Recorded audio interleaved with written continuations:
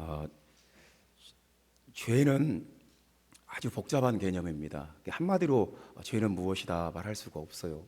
죄는 우리를 막 불행하게 하기도 하고 우리의 삶을 완전히 왜곡시켜 놓기도 하고, 이 죄는 워낙 복잡한 개념이라서 분류가 필요해요. 나눠서 설명을 해야 돼요. 그래서 이제 양심적 죄가 있습니다. 양심에 찔려요. 이 죄를 지면 아무도 나에게 뭐라고 하지 않지만 내 양심의 가책을 받고 양심의 찔림이 있어요. 하나님께서 이런 장치들을 우리가 죄에 대해서 담대해지지 않도록, 죄에 대해서 무뎌지지 않도록 우리 마음속에 이런 영적 시스템을 주셨어요. 양심이라는 어떤 센서를 주셨어요. 그래서 그 양심의 센서가 울려요. 이건 아닌데, 이렇게 하면 안 되는데, 아무도 말하지 않아도 자기 스스로. 근데 이제 그 죄가 자꾸 반복되면 센서가 고장이 나요. 그래서 이제 그런 사람을 성경에서는 양심에 화인 맞은 사람, 죄에 중독된 사람, 이제 그렇게 말합니다. 그리고 이제 그 다음에 도덕적 죄가 있어요. 이 죄는 도덕적 죄를 지으면 양심의 가책뿐만 아니라 이제 누적이 돼요. 그 위에 사람들의 비난과 손가락질이 따라요. 그래서 이제 수치스러워요. 그러니까 도덕적 죄, 이거 우리는 항상 뭐가 도덕적인가 도덕적이지 않은가 그런 판단 기준이 있어요. 희한해요. 누가 그걸 막 강요하지 않아요. 그래도 우리 모두 마음속에 이건 옳고 이건 그르다, 어떤 그 도덕적인 기준과 그 선이 있어요. 믿는 사람이나 안 믿는 사람이나 다 그건 있어요. 참 희한하죠. 그러니까 하나님께서 인간을 창조하셨기 때문에 인간의 마음속에는 도덕적인 그 기준이 있는 거, 그게 틀림없어요. 이제 비난과 어떤 손가락질을 받는 것 어쩔 수 없습니다. 도덕적인 죄를 지으면 그렇게 돼요. 이제 그 다음에 죄가 법적인 죄가 있어요. 법 조항에 걸리는 죄를 지으면 다 누적이 돼요. 이제 양심의 가책과 후회와 찔림과 그리고 비난과 손가락질과 수치심과 모멸감과 그 위에다 한 가지 더 추가가 돼요. 처벌을 받아요. 징역을 산다든가 형무소에 간다든가 법적인 제한과 처벌을 받게 돼요. 참, 그러니까 죄는 우리에게 참 아무 유익도 없고 우리 삶을 망쳐버리는 아주 위험한 거죠. 죄가 없는 사람이 없어요. 모두가 죄가 있어요. 어떤 양심적인 죄든지 도덕적인 죄든지 아니면 법적인 죄든지 다 죄가 있어요. 그래서 우리에게는 복음이 필요하고 예수 그리스도의 십자가가 우리에게 필요한 거예요. 그런데 이 양심적 죄도 아니고 도덕적 죄도 아니고 법적인 죄도 아닌데 또 다른 죄가 있어요. 참, 이 세 가지 범주에 들어가지 않는 또 다른 죄가 있는데 이 죄는 잘 드러나지도 않아요. 그리고 이 죄는 양심의 가책도 없고 사람들에게 비난과 손가락질을 받지도 않아요. 그리고 형벌을 받는 일은 더더욱이 없어요. 근데 성경은 정말 스텔스처럼 숨어 있는 죄인데요. 잘 드러나지 않고 나타나지 않고 손가락질 받지 않는 죄인데 이런 죄가 있다고 성경은 말을 해요. 눈에 보이지 않아요. 성경은 이런 죄가 가장 무서운 죄고 사실은 이것이 가장 심각한 죄다. 이것은 사람들 앞에는 잘 드러나지 않는데 하나님께는 너무 크게 드러나는 죄예요. 제가 참 이걸 뭐라고 이름을 지을까요? 이제 영적인 죄라고 합시다. 영적인 죄. 본문에는 이제 사마리아의 마술사 시몬이 나오는데 영적인 죄에 대해서 말해요. 이 마술사 시몬은 굉장한 사람이에요. 백성들에게 인기가 있었어요. 그래서 8장 10절 말씀 보면 낮은 사람부터 높은 사람까지 다 따라요. 그러니까 카리스마가 있었어요. 그 사마리아의 모든 사람들이 다 그 리더로 따라요. 저 사람이 우리의 정신적인 리더다. 따라가요. 그리고 이 사람은 크다 일컫는 하나님의 능력이다. 그냥 굉장한 존경을 받았어요. 이 사람은 하나님의 능력이 나타나는 사람이다. 뭐 그냥 그러니까 겉으로 볼 때는 이분은 뭐 아무 문제가 없는 사람이에요. 대단한 사람이고 굉장히 훌륭한 사람이고. 근데 성경은 거기서 끝나지 않아요. 그 본문은 이 사람의 죄를 분별을 하고 이 사람의 죄를 지적을 해요. 쉽지 않아요. 그러니까 영적인 죄를 분별해내고 영적인 죄를 고발하고 영적인 죄를 책망하는 것은 보통 일이 아니에요. 이거 영적 전쟁이에요. 그래서 빌립이 사마리아 성에 하나님의 말씀을 전하고 하나님의 나라와 예수 그리스도의 이름에 관해서 전도를 했어요. 그리고 막 표적과 큰 능력도 나타났어요. 세례도 주고. 근데 이 마술사 시몬의 죄를 지적하고 고발하고 책망하는 것은 빌립은 못하는 거예요. 그러니까 이것은 되게 영적 권위가 필요한 일이에요. 아무나 못해요. 그래서 영적 권위가 훨씬 더 강한 베드로와 요한이 예루살렘에서 와요. 그래서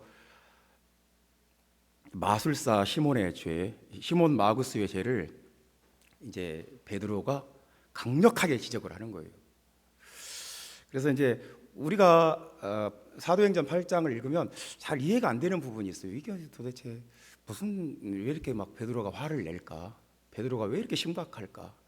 그러니까 뭔가 세상적인 눈으로 보면 어떤 맥락이 잘 이어지질 않아요. 그런데 그래서 이제 이건 영적인 관점이 필요해요.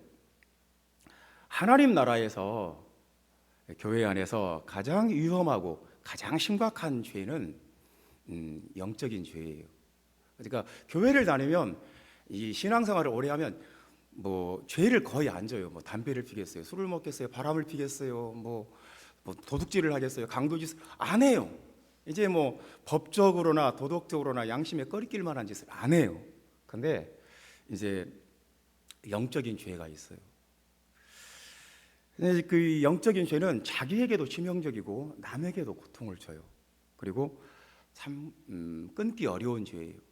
회개하기 힘든 죄예요. 그래서 시몬 마구스가 회개했다는 말이 본문에는 안 나와요. 성경은 이런 사건을 기록해서 우리에게 이제 깨달으라는 거예요. 우리에게 경고와 깨달음을 주기 위해서 이런 말씀을 기록을 한 거예요.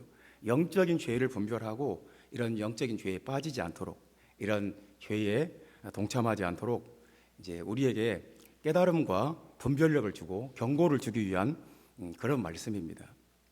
그래서 이제 오늘 우리가 영적인 죄란 어떤 것인가, 좀 어려운 내용일 수도 있겠어요. 그런데 같이 한번 생각을 해봅시다. 저도 어려워요. 영적인 죄란 어떤 것인가? 본문에 한번 같이 읽어봅시다. 20절 말씀 우리 다 같이 읽어봅시다. 20절 말씀, 베드로가 이르되 내가 하나님의 선물을 돈 주고 살 줄로 생각하였으니 내 은과 네가 함께 망할지어다. 아멘. 여기서 이제 영적인 죄란 무엇이냐면 생각하였으니예요. 생각하였으니, 내가 하나님의 선물을 돈 주고 살 줄로 생각하였으니. 그러니까 영적인 죄는 어떤 생각이에요. 어떤 의도고 어떤 생각의 방향이 이게 눈에 보이지 않는 거예요. 어떤 뭐 사람을 때리거나 뭐 돈을 갈취하거나 어떤 뭐 민형사상의 어떤 피해를 준 것이 아니에요. 생각이에요. 이제 하나님의 그 은혜와 하나님의 그 영적 권위를 돈을 주고 사겠다는 거, 이런 생각 자체가 악하죠. 왜냐하면 내가 돈을 주고 안수하는 능력을, 안수하는 권위를 내가 돈을 주고 하나님의 은사와 그 능력을 돈을 주고 사겠다. 이것은 일단은 첫 번째는 하나님을 무시하는 거예요. 그러니까 하나님을 장사치 취급하는 거죠. 그리고 사도 베드로와 요한을 무시한 거예요. 너희들은 뭐 내가 돈 주면 돈 주면 나한테 내가 원하는 거 해줘야지.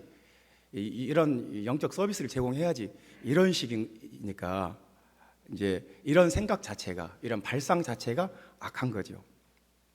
그러니까 하나님의 은혜와 하나님의 선물을 자기를 높이기 위한 어떤 스펙 정도로 어떤 커리어 정도로 생각하니까 이런 생각이 악한 것입니다. 그 사람이 생각이나 생각하는 방식이 악하면 이제 다른 모든 것을 무시하게 돼요. 다른 모든 것이 자기 발 밑에 있다고 생각해요. 하나님도 자기보다 밑에 있고 베드로와 요한도 자기 밑에 있고 그래서 자기만 높이고 나머지는 다 무시해버려요. 이런 것이 생각이 악하다는 증거예요. 생각이 악하다. 영적인 죄는 생각이 악한 거예요. 그래서 눈에 잘 보이지 않죠? 세상에는 내가 성취할 수 있는 것도 있고 그렇지 않은 것도 있어요. 이걸 잘 분별해야 돼요. 그러니까 이 세상에는 내가 노력해서 얻을 수 있는 것도 있고요. 내가 열심히 성실하게 노력하면 내게 주어져요. 근데 하나님이 선물로 주셔야 되는 것도 반드시 있어요. 이건 내가 노력하면 더 이상해져요. 이걸 내가 가져야 되겠다, 내가 이걸 얻어야 되겠다 추구하면 더 왜곡되어져 버리고 더 이상해져 버리는 것이 있어요. 성경에 보면 역대상 29장 12절 말씀에 이렇게 말씀합니다. 부와 귀가 주께로 말미암고 또 주는 만유의 주제가 되사 손에 권세와 능력이 있사오니 모든 자를 크게 하심과 강하게 하심이 주의 손에 있나이다. 어떤 사람, 모든 사람, 믿는 사람이든 안 믿는 사람이든 모든 사람 크게 하심과 강하게 하심이 주의 손에 있나이다. 하나님이 높이시면 높아지는 거고 하나님이 낮추시면 낮아지는 거예요. 그러니까 이걸 우리가 정확히 알아야 돼요. 이건 하나님께 달린 거예요. 하나님의 주권에 속한 거예요. 하나님의 주권과 하나님의 판단에 달린 거예요. 시편 75장 6절 7절 말씀 보면 또 이렇게 말씀합니다. 대체로 높이는 일이 동에서나 서에서 말미암지 아니하며 남에서도 말미암지 아니하고 오직 재판장이신 하나님이 이를 낮추시고 저를 높이시느니라. 그러니까 사람을 권위 있게 하고 존경받게 하고 높여주고 영광을 주는 것은 오직 재판장이신 하나님의 주권이에요. 하나님이 높이기도 하고 하나님이 낮추기도 해요. 이거 하나님의 어떤 그 소관이에요. 근데 내가 나를 높이겠다, 내가 나를 존경받는 위치에 올리겠다, 이건 하나님의 주권을 침해하는 거예요. 그러니까 이걸 우리가 분명히 알아야 돼요. 하나님이 높여주시면 한순간에 높아져요. 그러니까 이 선을 넘으면 안 돼요. 이 하나님이 높여주시지 않아도 상관없다. 내가 나를 높이겠다. 내가 돈 주고 그 영적 권위와 그 권능을, 그 은사를 내가 사면 된다. 이런 생각 자체가 영적인 죄예요. 마귀가 틈타기 참 좋아요. 그런 생각을 하면, 그런 발상과 그런 사고방식을 가지면 마귀가 틈타기 참 좋습니다. 그러니까 내가 나를 높일 수 있다고 생각하고 내가 나에게 영광을 돌리려고 하는 것은 아주 하나님 앞에서 악한 것이고 영적인 죄에 해당한다 하는 말씀입니다. 마술사 시몬은 자기를 높이기를 원했고, 자기를 높이는 것이 이 사람에게는 가장 우선순위예요. 무엇보다 최선의 가치예요. 그래서 이제 성공을 했어요. 자기를 사마리아 성에서 어느 정도 존경받는 아주 굉장히, 그래서 8장 9절 말씀 보면 자칭 큰 자라, 자칭 큰 자, 내가 가장 큰 자다. 그리고 하나님의 능력이라는 그런 칭호도 들었습니다. 신격화됐어요. 마치 이렇게 생각하시면 돼요. 사마리아라는 조그마한 성에 영적으로 이단 교주가 된 거예요. 그냥 모든 사람이 이 사람에게 꼼짝을 못하고 두려워하고 존경하고 가장 큰 자고 하나님의 능력이고, 그래서 거의 교주 같은 존재가 되어버렸어요. 이 시몬 마구스가 끊임없이 원하고 추구했던 것이 그거예요. 근데 이제 갑자기 빌립이라는 사람이 와서 전도를 하면서 자기의 능력과 근본적으로 다른 능력이 나타나는 거예요. 귀신의 능력이 아니라 성령의 능력이 나타나는 거예요. 말씀의 능력이 나타나는 거예요. 깜짝 놀랐어요. 그래서 근데 시몬 마구스는 어떤 생각을 하냐면 그것도 갖고 싶은 거예요. 그렇다면 저 능력도, 베드로의 그 권위와 빌립의 그 은사와 그 능력도 갖고 싶은 거예요. 왜냐하면 자기를 높여야 되니까. 자기를 높이는데 그것이 필요하니까. 시몬 마구스는 이제 이런 사람이에요. 마귀가 갖고 놀기 딱 좋은 사람이에요. 요한복음 4장에 보면 사마리아 성에 예수님이 가셔서 우물가의 여인에게 복음 전도하시고 사마리아 성 전체에 큰 부흥이 일어나요. 그래서 말씀을 깨닫고 그 사람들이 그 흑암의 권세에서 벗어나요. 마귀 권세를 다 이제 부인해버리고 예수님이 우리의 주다, 우리의 구세주다, 우리는 그분에게 예배를 드린다, 이 깨달음까지 가요. 그런데 예수님이 그 말씀 전하시고 빌립이 가서 말씀을 전하기까지 한 10년 넘는 공백기가 있었어요. 계속 누군가가 말씀을 전해야 되는데 예수님이 지나가셨어요. 그러니까 이제 그 공백기에 마귀가 사마리아를 다시 되찾고 싶은 거예요. 그래서 누군가 이 하수인을 세워야 되겠다. 사탄의 앞잡이를 세워야 되는데 이 사탄이 찾은 거예요. 어떤 사람을 내세워서 사마리아를 다시 영적으로 지배를 할까? 사탄이 찾으니까 시몬 마구스가 눈에 띄는 거죠. 참 시몬 마구스 야심이 많고 자기를 높이고 싶고 큰 자가 되고 싶고 하나님의 영광을 가르치는데 서슴이 없고, 그러니까 마귀가 보기에 이 사람이 자기 앞잡이로 내세우기에 딱 좋은 사람인 거예요. 그래서 마귀가 딱 그렇게 한 거예요. 마귀의 전략이 또 한 10년 동안 먹혀요. 하나님께서 다시 빌립을 보내시는 거죠. 이런 것을 생각해야 돼요. 자기를 높이고 자기의 영광을 돌리려고 하는 것은 마귀가 자기의 도구로, 자기의 앞잡이로 사용하기 딱 좋은 상태예요. 이게 얼마나 위험한 거예요.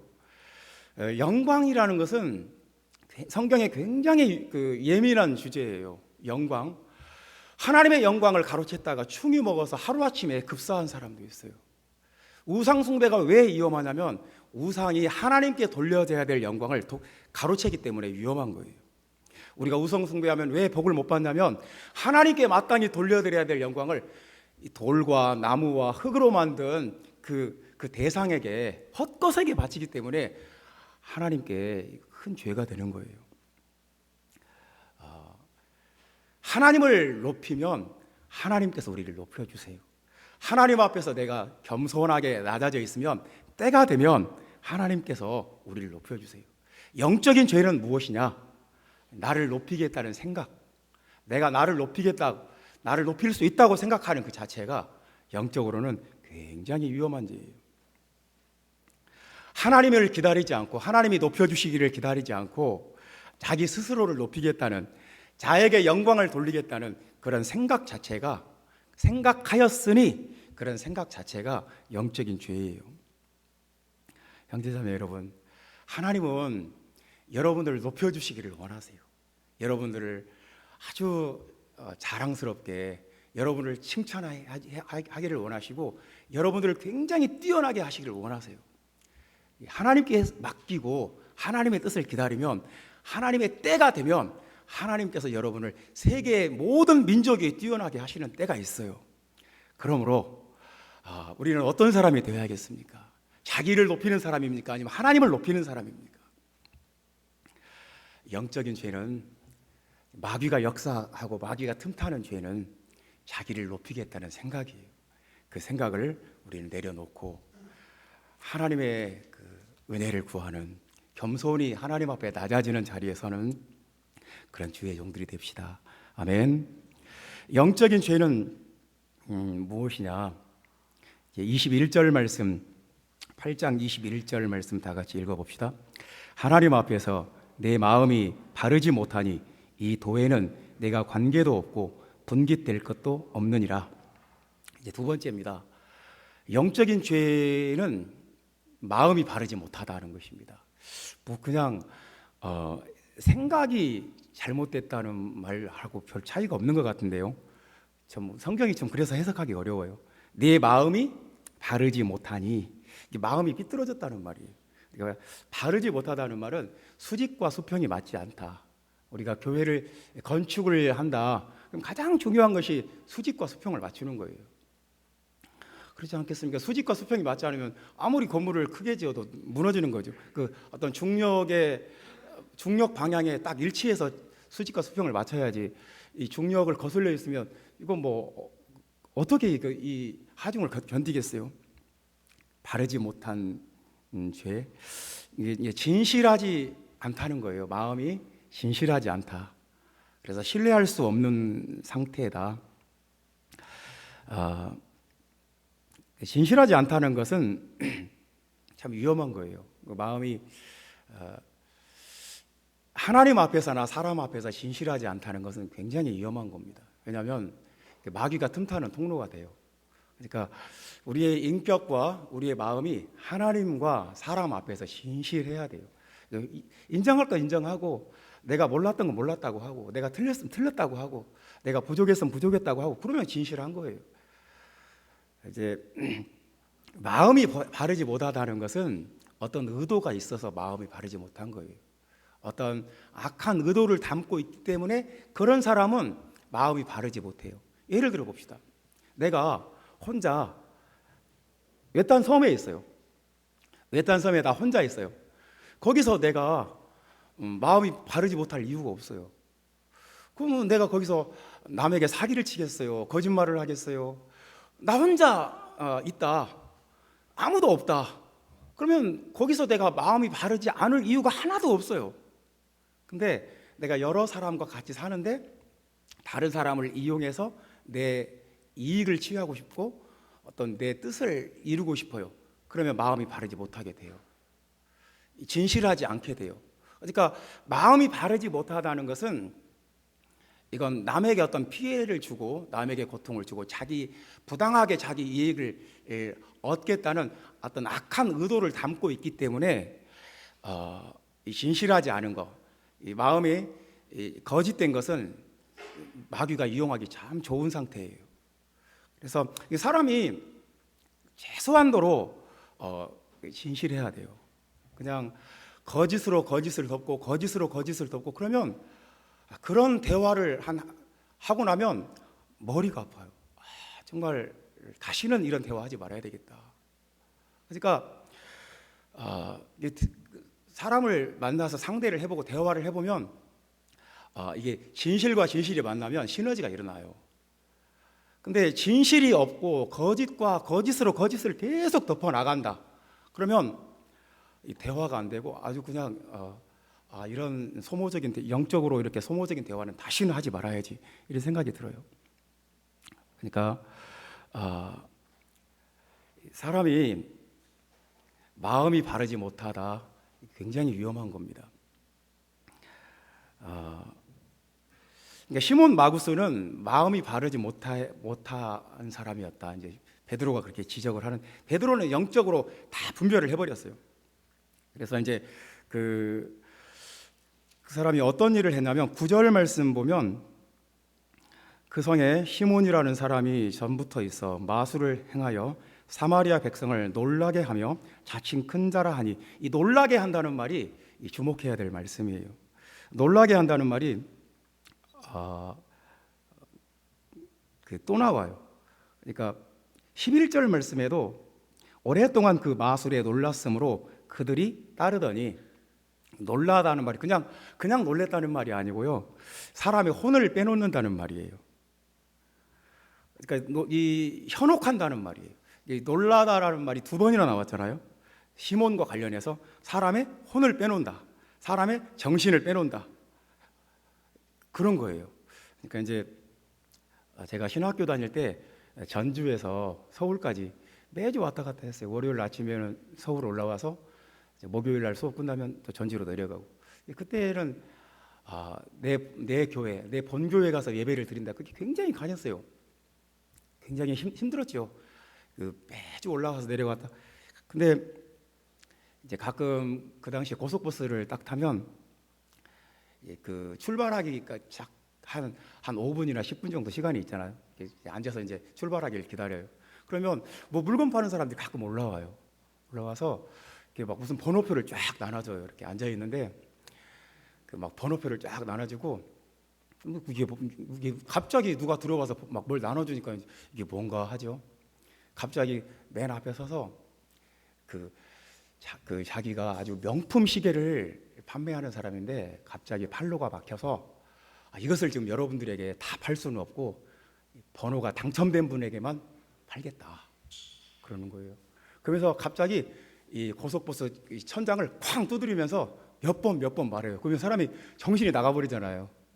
그래서 지금 몇 번 손들으라고 그분들만 당첨됐고 그분들에게만 살 수 있는 권리를 주겠다고 이거 15,000원에 팔겠다고. 그래서 천장을 빵 두드려요. 그러면 사람들이 깜짝 놀래가지고 진짜 손을 들어요. 나는 이제 영적으로 분별력이 있는 사람이니까 절대로 손을 들지 않죠. 나도 당첨이 돼 있는 거예요. 근데 얼떨떨해가지고 손을 들고 가서 사는 사람들이 많이 봤어요. 그러니까 사기꾼들은 항상 사람들의 혼을 빼놔요. 혼을 싹 빼놔요. 사기꾼들도 그렇고 이단 교주들도 그래요. 사람들의 혼을 빼놓고 정신을 빼놓는데 전문가들이에요. 그래서 비참한 희생자들을 많이 양산하죠. 자기 말 안 들으면 엄청 손해볼 것처럼 막 몰아가요. 이게 진실하지 않은 거죠. 진실하지 않은 사람은 다른 사람을 현혹하고 다른 사람의 정신을 빼놓고 다른 사람의 혼을 빼놔요. 그냥 그 상태에서 지배해버려요. 그러니까 진실하지 않다는 것은 굉장히 위험한 거예요. 하나님의 그 백성들은 진실한 것이 진실해야 돼요. 빛의 열매는 사도 바울이 이렇게 말했어요. 빛의 열매는 모든 착함과 의로움과 진실함에 있다. 진실해야 돼요. 진실함이 없으면 하나님의 종이 아니에요. 마음이 바르지 못한 사람은 그 본문에도 그래서 너는 하나님의 나라에 관계도 없고 분깃될 것도 없다. 진실하지 않은 사람은 마귀의 종이 되기 참 좋은 사람이고 마귀가 사용하기 딱 좋은 사람이고, 그래서 우리는 다른 사람을 현혹하고 다른 사람의 혼을 빼놓고 그 사람을 막 그렇게 해서 어떤 내 이익을 얻고 내 뜻을 이루는 사람이 아니라는 거예요. 그것은 영적인 죄라는 거예요. 하나님과 관계도 없고 하나님 나라와 분깃도 없어요. 대신에 마귀와 관련이 있는 것이고 마귀의 분깃이 주어지는 것이죠. 우리는 하나님 앞에서 우리가 진실하지 않아야 될 이유가 뭐가 있습니까? 하나님께서 우리의 모든 것을 보장해 주시고 하나님께서 우리를 책임져 주시고 우리를 축복해 주시는데 하나님의 모든 것을 약속해 주셨는데 우리가 굳이 그냥 막 다른 사람을 속이고 현혹하고 막 다른 사람의 혼을 빼놓고 그렇게 진실하지 않아야 될 이유가 하나도 없어요. 하나님의 백성들은 진실한 사람들입니다. 세 번째로 영적인 죄는 무엇이냐? 하나님 나라에 장애가 된다. 영적인 죄를 지으면 결과적으로 하나님 나라에 막는 존재, 장애가 된다. 23절 말씀, 8장 23절 말씀 다 같이 한 목소리로 읽어봅시다. 시몬이 대답하여 이르되 나를 위하여 주께 기도하여 말한 것이 하나도 내게 임하지 않게 하소서 하니라. 23절 제가 잘못 봤습니다. 내가 보니 너는 악독이 가득하며 불의에 매인 바 되었도다. 아멘.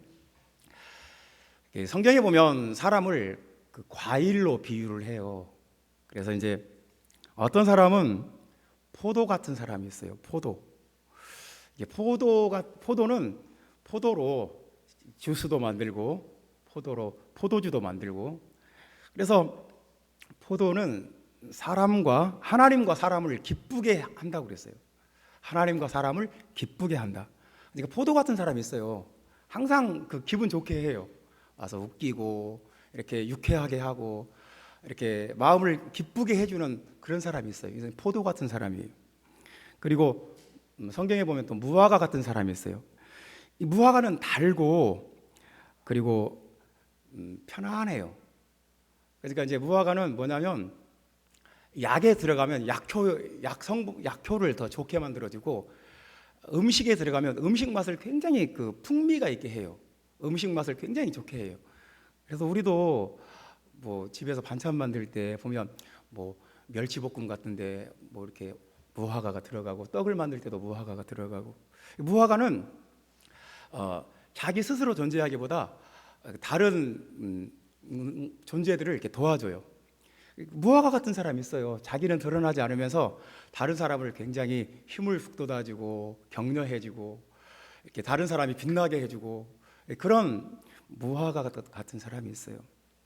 또 이제 성경에 보면 올리브 같은 사람이 있다는 거예요. 올리브는 하나님과 사람을 영화롭게 한대요. 그러니까 올리브는 그 영화롭게, 성경의 그 뜻이 뭐냐면 품위 있게, 품위 있게. 올리브는 화장품으로도 써요. 그래서 얼굴에 바르면 얼굴에 기품이 있어요. 그리고 향도 있고, 그리고 상처난 데 바르면 약이 돼요. 이건 살균제도 되고, 그리고 지혈제도 되고, 연고처럼. 그리고 올리브유를 먹으면 몸 안에 들어가서 오메가3가 그냥 이 혈관 건강에 아주 좋고, 정말 올리브유는 하나님과 사람을 굉장히 건강하게, 품위 있게, 영광스럽게 만들어요. 그러니까 그 하나님의 백성들을 세 가지로 나눴어요. 포도나무 같은 사람, 무화과 같은 사람, 올리브 같은 사람. 우리는 이 중에 하나인 거예요. 근데 정반대도 있어요. 그러니까 독초 같은 사람, 독초. 이건 그 독버섯. 이걸 먹으면 굉장히 써요. 일단 쓰고, 이걸 먹으면 속에서 복통이, 토사광란이 일어나고 심지어 죽을 수도 있어요. 그러니까 이제 성경에 그 이 독초라는 말이 금방 읽은 말 23절에 나오는데요. 악독이 가득하며, 이게 독초라는 말이에요. 굉장히 쓰디 쓴 풀, 독초. 그러니까 이제 그 영적인 죄에 빠져 있으면 하나님의 교회 전체에서, 하나님의 나라에서 독초 같은 역할을 해요. 이게 포도나 무화과나 이 올리브하고는 전혀 달라요. 이 독초처럼 힘들게 하고 괴롭게 하고 낙심시키고 죽게 만들고, 그래서 그 결과가 절대로 좋은 일을 안 해요. 그러니까 이게 이제 영적인 죄에 빠지면 다른 사람에게, 하나님의 나라에 자꾸 그 방해하고 장애되는 역할을 하게 돼요. 불의의 메인바 되었다고 그랬어요. 이 말은 악한 영에게 묶여 있다. 그래서 이 말은 무슨 말이냐면 자기 힘으로 벗어날 수 없어요. 내가 아무리 이제는 내가 마귀에게 종로를 그만해야지 그래도 안 돼요. 이미 묶여버렸어요. 그냥 사탄의 통제와 지배하에 있다는 말이에요. 그래서 자기 의지와 상관없이 하나님의 나라를 반대하고 하나님의 나라를 자꾸 저항하고 회방하는 존재가 돼요. 이건 자기 의지와 상관이 없어요. 성령의 흐름과 역사를 막아요. 그러니까 이제 사마리아 교회에 보면, 우리가 그 사도행전 8장을 읽다 보면 이해가 안 되는 말씀이 있어요. 이상한 일이 있어요. 16절 말씀 보면 아직 한 사람에게도 성령 내리신 일이 없고, 좀 이상하지 않습니까? 그렇게 막 표적도 나타나고 능력도 나타나는데 성령을 받은 일이 없어요. 그러니까 이게 이런 말씀들이 그냥 우리가 쉽게 넘길 말씀들이 아니에요. 왜냐하면 이게 지금 뭔가가 있는 거예요. 왜 성령을 못 받았을까? 아니, 성령 받는 게 여러분, 자기 혼자 기도하다가도 성령 받잖아요. 제가 그 전도해서 이제 성령을 가르치면 막 기도하다가 성령 받아요. 뭐 굳이 목회자가 안수기도 안 해도 자기 혼자 성령 받는 애도, 집에서 받는 사람도 있고, 교회에서 받는 사람도 있고, 그리고 또 목회자 가서 기도해 주면 또 받는 사람도 있고, 성령 받는 게 아주 쉽잖아요. 근데 성령을 한 사람도 못 받았어요. 이게 도대체 무슨 일입니까? 이게 지금 이해할 수 있습니까? 이게 영적으로 막는 역사가 있으면 그래요. 시몬 마구스는 그 사마리아에서 영적으로 마귀에게 묶인 흑암의 권세에 불의의 메인바 되었어요. 그래서 성령의 역사를, 영적인 흐름과 자연스러운 어떤 성령의 역사를 자꾸 가로막는 역할을 하는 거예요.